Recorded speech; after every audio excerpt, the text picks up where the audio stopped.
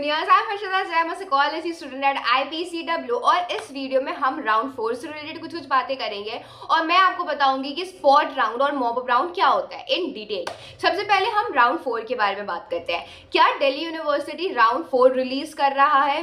अभी तक दिल्ली यूनिवर्सिटी ने कोई लेटेस्ट कोई ऑफिशियल अपडेट्स नहीं रिलीज की है। ऐसा अभी 90% ऑफ स्टूडेंट्स के साथ ऐसा नहीं हुआ है, लाइक 50-50% ऑफ द स्टूडेंट्स के साथ ऐसा हुआ है कि उनके पोर्टल पे अपग्रेड का ऑप्शन दिखाई दे रहा है। दो चीजें हो सकती है, या तो दिल्ली यूनिवर्सिटी राउंड 4 रिलीज करेगा या फिर ये एक नॉर्मल ग्लिच भी हो सकता है। सो अभी बैठ के खुद अपने दिमाग में कुछ मत सोचिए, लेटेस्ट अपडेट्स का वेट कीजिए। लेकिन हाँ, मैं इसके साथ आपको ये बता दूं कि अगर राउंड 4 आता भी है तो वो बस एक अपग्रेडेशन राउंड होगा, यानी कि राउंड 3 तक, राउंड 1, राउंड 2, राउंड 3 तक जितने भी बच्चों को जितनी भी सीट्स मिली है उन्हीं बच्चों का अपग्रेड होगा, नए बच्चों को नई सीट्स नहीं अलॉट की जाएगी।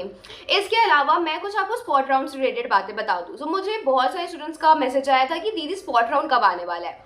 19 अगस्त राउंड 3 के बच्चों का फी पेमेंट का लास्ट डेट है, तो आप एक्सपेक्ट कर सकते हो कि 1 अगस्त तक स्पॉट राउंड से रिलेटेड कोई लेटेस्ट अपडेट्स आए।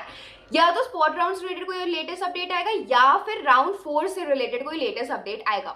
इसके अलावा मैं आपको बता दे रही हूँ कि या अगर आप उन स्टूडेंट्स में से हो जिन्हें राउंड 3 में सीट अलॉट की गई थी एंड आपको सीट नहीं पसंद आई, तो क्या आप अपना एडमिशन विड्रॉ करके स्पॉट राउंड में पार्टिसिपेट कर सकते हो? जी नहीं। जिन बच्चों ने राउंड 1 या राउंड 2 के रिजल्ट के बाद, सीट अलॉटमेंट के बाद अपना एडमिशन विड्रॉ किया है, बस वही सारे बच्चे, और जिन बच्चों को अभी तक कोई सीट अलॉट नहीं की गई है, बस उन्हीं सारे बच्चों को स्पॉट राउंड में पार्टिसिपेट करने का मौका दिया जाएगा। बाकी आप एलिजिबल नहीं होंगे। इसके अलावा अगर मैं आपको स्पॉट राउंड के बारे में बताऊं, सो बेसिकली स्पॉट राउंड में सबसे पहली बात तो आपको न्यू फीस नहीं देनी पड़ती है। आपके पोर्टल पे बस एक ऑप्शन आएगा अप्लाई फॉर स्पॉट राउंड, आप बस उस पर अप्लाई करोगे एंड ना ही आपको कोई पर्सनल डिटेल्स भरना होगा, ना ही कुछ और भरना होगा, बस आपको प्रेफरेंस लिस्ट न्यू तरीके से बनानी होगी। सो बेसिकली होता ये है ना कि राउंड 3 का जब पूरी फी पेमेंट हो जाएगी, सारा प्रोसेस खत्म हो जाएगा, तो दिल्ली यूनिवर्सिटी ना एक PDF रिलीज करेगा जिसमें वो बताएगा कि उनके कौन कौन से कॉलेजेस में, कौन कौन से कोर्स में वेकेंट सीट्स अवेलेबल है। सो आप जो न्यू प्रेफरेंस लिस्ट बनाओगे, सो लाइक लेट्स से कि लेडी श्री राम में एक भी वेकेंट सीट्स अवेलेबल नहीं है, तो लेडी श्री राम आपके प्रेफरेंस लिस्ट में आएगा ही नहीं, ठीक है। मे बी आर्यभट्टा आए, रमानुजन आए, केशव महाविद्यालय आए, लेकिन SRCC, LSR जिसमें लेट्स से कि सीट्स अवेलेबल नहीं है, वेकेंट नहीं है, तो वो सारे कॉलेजेस, वो सारे कोर्सेज के नाम आपको शो ही नहीं करेंगे। सो आपको जितने भी कोर्सेज प्रेजेंट हैं उन कोर्सेज के अकॉर्डिंग आपको एक न्यू प्रेफरेंस लिस्ट बनाना होगा, और फिर बस वही होता है कि आपको 2 दिन या 1 दिन का टाइम दिया जाता है कि आप वो बनाओ एंड फिर आप उसे सबमिट करो। सबमिट करना मत भूलना। राउंड 1 के टाइम पे बहुत सारे बच्चे ऐसे थे जिन्होंने प्रेफरेंस लिस्ट बनाई, लाइक लिटरली उन्होंने इतना मेहनत किया था प्रेफरेंस लिस्ट बनाने में एंड देन उन्होंने सबमिट ही नहीं किया। तो ये चीज़ बिल्कुल भी मत करना। सबमिट के ऑप्शन पर ज़रूर क्लिक करना। उसके बाद फिर आपका जो नॉर्मल प्रोसेस होता है कि आपको रिजल्ट अनाउंस किया जाएगा, अगर आपको सीट अलॉट कर दी गई तो फिर आपको एक्सेप्ट करना होगा, वेरिफिकेशन करना होगा एंड देन फिर फी पेमेंट करनी होगी, बस ऐसे ही। इसके बाद फिर आएगा हमारा मॉप अप राउंड।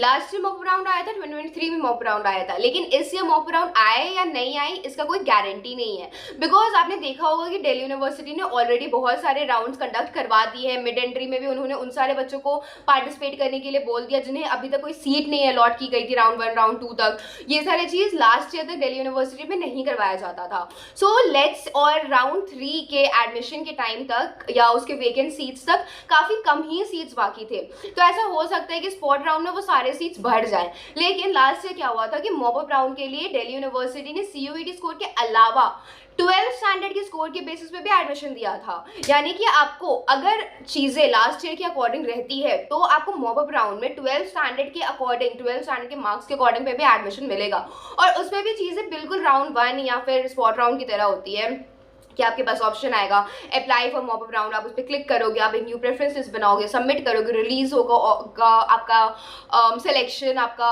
एडमिशन, आपका रिजल्ट एंड देन फिर डॉक्यूमेंट वेरीफाई किया जाएगा, फी पेमेंट किया जाएगा और फिर आप कॉलेज जा सकते हो।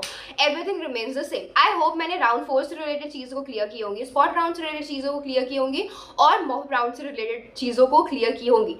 इसके अलावा अगर आपको कोई भी डाउट है रिलेटेड टू राउंड 4 और may be Delhi university admission, या अगर आप ऐसा सोच रहे हो कि मैं CUET के लिए ड्रॉप ले लूँ तो, और यू वांट माय गाइडेंस, सो आप एड्यूशील्ड मेरे इंस्टाग्राम चैनल पे आप मुझे पर्सनली DM कर सकते हो। अदर दैन दैट आप अपने डाउट्स को कमेंट सेक्शन में लिख सकते हो। All the very best, bye bye, take care.